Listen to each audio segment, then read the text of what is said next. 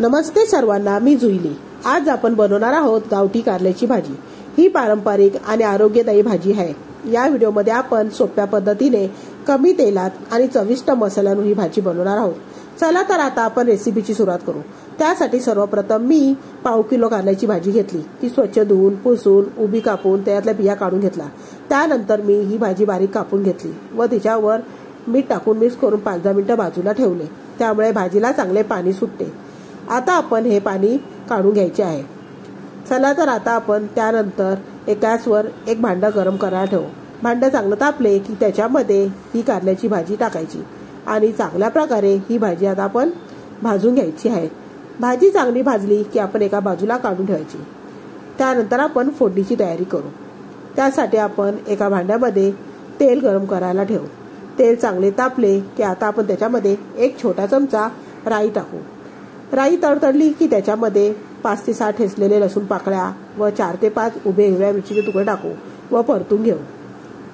त्यानंतर आपण एक मोठा बारीक चिरलेला कांदा टाकू व तो आपण गुलाबी रंगाचा होईपर्यंत त्यामध्ये भाजून घ्यायचा आहे। आता इथे हे आपला कांदा गुलाबी रंगाचा भाजून झालेला आहे। आता आपण त्यामध्ये एक मोठा टोमॅटो बारीक चिरलेला टाकायचा आणि तोही त्या कांद्याबरोबर आपण चांगल्या प्रकारे परतून घ्यायचा।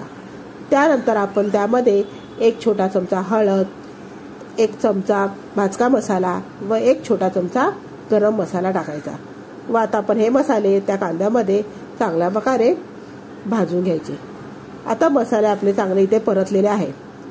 त्यानंतर आपण त्याच्यामध्ये चवीनुसार मीठ टाकायचे आहे। इथे मात्र आपण मीठ जास्त टाकायचे नाही, कारण आपण सुरुवातीला सुद्धा कारल्यामध्ये मीठ टाकले होते। आता हे मसाले चांगले परतले आहे। आता आपण त्यामध्ये भाजलेली कारल्याची भाजी टाकायची आणि तीही त्याच्याबरोबर परतून घ्यायची। त्यानंतर आपण मंद आचेवर झाकण ठेवून ही भाजी शिजवून घ्यायची आहे। आता इथे ही आपली भाजी शिजलेली आहे, तिला आपण थोडा वेळ परतायची।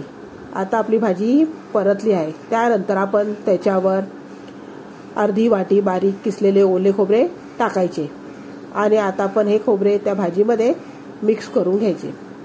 भाजी चांगली आपली मिक्स झाली की आपण त्याच्यामध्ये बारीक चिरलेली कोथिंबीर सुद्धा वरून टाकायची आहे व आपण पुन्हा एकदा ही भाजी चांगल्या प्रकारे परतून घ्यायची आहे। अशा प्रकारे आपली ही कारल्याची भाजी तयार झाली आहे। कशी वाटली तुम्हाला ही माझी कारल्याची भाजी?